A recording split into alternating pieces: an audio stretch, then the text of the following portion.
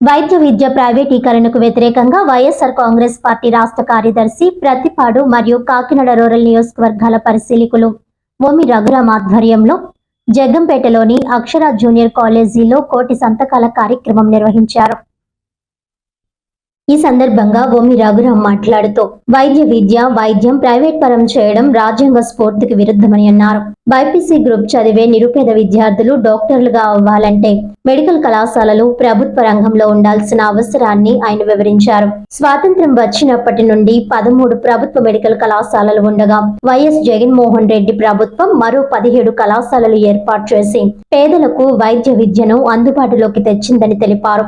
అయితే ప్రస్తుత కూటమి ప్రభుత్వం ప్రజా విద్యను వ్యాపారం చేసి ప్రభుత్వ ఆస్తులను వ్యక్తిగత ప్రయోజనాల కోసం మళ్లిస్తుందని ఆలోచన వ్యక్తం చేశారు. సీట్లు పెరిగి ప్రభుత్వ కళాశాలలు కొనసాగితే 2 నుంచి 2.5 లక్షలతోనే చదివే అవకాశం ఉంటుందని, లేకపోతే 2 నుండి 5 కోట్ల వరకు ఖర్చు అయ్యే పరిస్థితి వస్తుందని అన్నారు.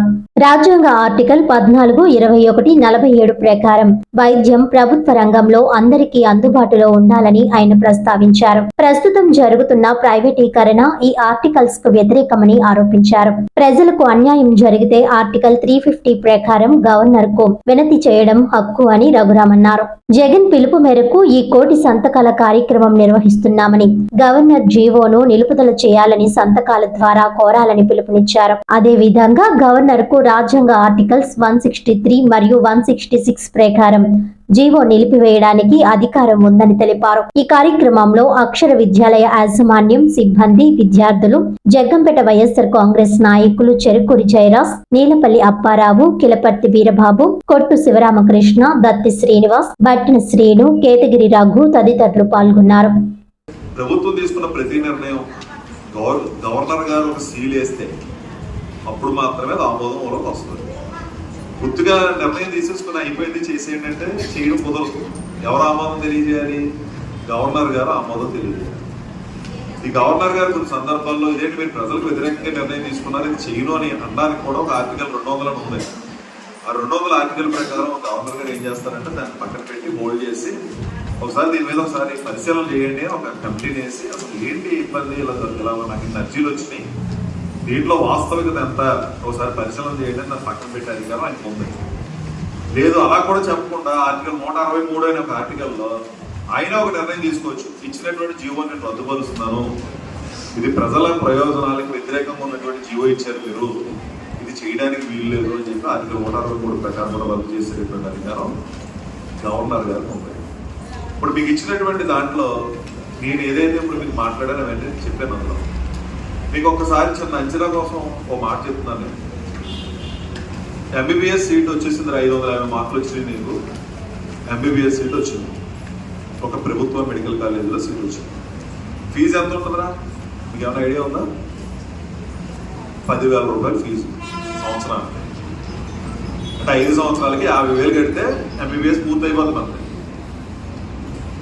ఆ మెడికల్ కాలేజీలో హాస్టల్ ఉంటుంది.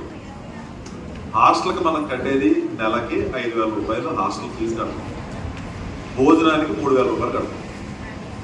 ఇలా చూస్తే 5 సంవత్సరాల్లో నీకు కనుక మెడికల్ సీట్ గవర్నమెంట్లో వచ్చేస్తే 2 నుంచి 2.5 లక్షల రూపాయలతో నువ్వు డాక్టర్ అయిపోతావు.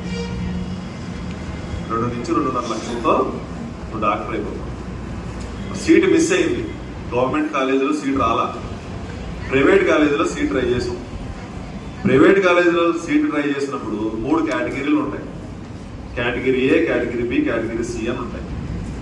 కేటగిరీ ఏలో ఫీజు ఎంత అంటే, కేటగిరీ ఏలో సీట్ ఇవ్వాలన్నా మనకు వచ్చిన మార్కులు బట్టి సీట్ ఇస్తారు. 10 నుంచి 12 లక్షల రూపాయలు సంవత్సరానికి. ఎంతరా? 10 నుంచి 12 లక్షల రూపాయలు కేటగిరీ ఏలో సీట్ వస్తాయి. కేటగిరీ బిలో సీట్ వస్తే 20 నుంచి 25 లక్షలు. కేటగిరీ సిలో సీట్ వస్తే 50 నుంచి 55 లక్షల రూపాయలు. ఈ కేటగిరీ సి వచ్చిన వాళ్ళకి ఇంకేమి పెద్దగా మార్కులు రాకర్లా, క్వాలిఫై అయితే డబ్బులు పట్టుకుని వెళ్ళిపోతే ఇచ్చేస్తారు సీటు. అంటే 2.5 కోట్లు అవుద్ది ఎంబీబీఎస్ చదవడానికి. ఎక్కడ 2.5 లక్షల రూపాయలు, ఎక్కడ 2.5 కోట్ల రూపాయలు. ఇది మరి ఎంతవరకు మనం ఆలోచన చేస్తాం, మీ బుర్రలకు ఎంతవరకు ఇస్తున్నాయో నాకు తెలియట్లా. జనరల్గా బయట ఎలా ఉంటుందని అంటే, ఏదైనా ఒక పార్టీ కూడా ఒకటి మాట్లాడుతున్నాడు అనుకో, వీడు రెండో పార్టీ కూడా వ్యతిరేకంగా మాట్లాడుతున్నారు అనుకుంటాం. ఏంటి అందులో వాస్తవం ఎంత, అందులో నిజం ఏంటి అనేటువంటిది అంచనా కావు మనం. ఎందుకంటే మనకి నచ్చింది ఏదో ఉంటుంది కదా. ఇప్పుడు నేను ఎంతసేపు మాట్లాడిన దాంట్లో ఎవరైనా పేర్లు ఎత్తానా, ఏ రాజకీయ పార్టీ పేర్లు ఎత్తానా, ఎవరి పేర్లు ఎత్తానా, ఎత్తలా. ఎత్తేనే అనుకో, ఇందులో మా జనసేన కుర్రోళ్ళు ఉంటారు. అందులో ఆ జనసేన కుర్రోళ్ళకి మైండ్లో ఎవరు ఉంటారు, మన బాస్ ఉంటాడు, ఎక్కదు బుర్రకు ఎక్కదు. ఇంకొకరు ఎవరో ఒక పార్టీ అభిమానం ఉంటారు, ఎక్కదు. ఇక్కడ నేను ఏమంటున్నానంటే చదువుకున్నటువంటి స్టూడెంట్స్గా మనం మంచి చెడులను విశ్లేషణ చేసుకోవాలి. ఈ నిర్ణయం మన జీవితానికి మంచి జరుగుద్దా, చెడు జరుగుద్దా. పార్టీ సెకండరీ, ఎవరికి నచ్చిన పార్టీ ఎవరు ఉండొచ్చు, ఎవరు నచ్చిన వ్యక్తికి ఓటేసుకోవచ్చు, ఎవరు నచ్చిన వాళ్ళు కూడా తిరగచ్చు, అదంతా సెకండరీ. కానీ మొట్టమొదట మనమే కదా ప్రైమరీ. మన జీవితాలు, మన భవిష్యత్తులు, మన ఇదే కదా ఇంపార్టెంట్. సో ఇప్పుడు మీరు చెప్పండి, ప్రైవేట్ కాలేజీలు ఉండడం వల్ల మేలు జరుగుతుందా, లేదా ఈ ప్రైవేట్ అయిపోతే మేలు జరుగుతుందా? ఇక్కడ 2.5 లక్షలతో ఎంబీబీఎస్ చదవడం ఏంటి, 2.5 కోట్లు పెట్టి ఎంబీబీఎస్ చదవడం ఏంటి? అది అర్థం లేనటువంటి విషయం కదా. సో ఏంటి సార్ ఎందుకు ప్రయోజనం జరుగుతుందంటే, ఎవరికో ప్రయోజనం జరుగుతుంది, ఒక వ్యాపార సంస్థకు ప్రయోజనం జరుగుతుంది, వేరే వాళ్ళకి ఏదో ప్రయోజనం జరుగుతుంది, కానీ సామాన్యులకి అన్యాయం జరుగుతుంది. నిజంగా కాలేజీలే రాలేదనుకో మన ఆలోచనే లేదు. కాలేజీలు వచ్చి ఆ కాలేజీలు మనం చేజారిపోతున్నప్పుడు ఇది ఏదో మనం ఏదో కాగితం పంపిస్తే గవర్నర్ గారు ఆపేస్తారో అయిపోద్దని కూడా మేము అనుకోవట్లా. కానీ జరుగుతున్నటువంటి విధానం తప్పుగా జరుగుతుంది, ఇది ప్రజలకి ఇబ్బంది కలిగేటువంటి విధానంలో జరుగుతుందని చెప్పేటటువంటి ప్రయత్నం మాత్రం మనం చేస్తాం. మీరు ఏమైనా అంగీకరించి ఇది కరెక్టే సార్, ప్రభుత్వంలో ఉంటేనే మేము చదువుకోగలుగుతాం, ప్రభుత్వంలో ఉంటేనే మా ఉద్యోగ అవకాశాలు వస్తాయి, ప్రభుత్వంలో ఉంటేనే పేద ప్రజలకు వైద్యం అందుతుంది, లేకపోతే డబ్బులమయం అయిపోతుంది అనే పరిస్థితి వస్తుంది అనుకుంటే కింద మీ వివరాలు రాయండి. ఏముంది, పేరు ఉంది, సెల్ నెంబర్ ఉంది, ఏ ఊరో ఉంది, రాసి కింద సంతకం ఉన్న దగ్గర మీరు సంతకం చేయండి. లేదు సార్ ఏం అవసరం లేదు, మాకు ఏదైతే ఎవరు ఎలా పోతే నాకేంటి సార్, నాకు పని లేదనుకుంటే మాకు ఇబ్బంది ఏం లేదు. ఇది ఏదైనా మనకు మంచి జరుగుతుంది, మన చదువులకి ఏదైనా ఉపయోగపడుతుంది, ప్రైవేట్ పని కాకుండా ప్రభుత్వంలో ఉంటే బాగుంటుంది అనుకున్న వాళ్ళు సంతకాలు చేయండి. లేదన్న వాళ్ళు నేను సంతకాలు చేయాల్సిన అవసరం అయితే మాత్రం ఏం లేదు. ఇదేం బలవంతం పెట్టి సంతకాలు పెట్టించుకునేది అయితే మాత్రం కాదు. ఇప్పుడు నేను మాట్లాడిన దాంట్లో ఏదైనా డౌట్స్ ఉన్నాయా?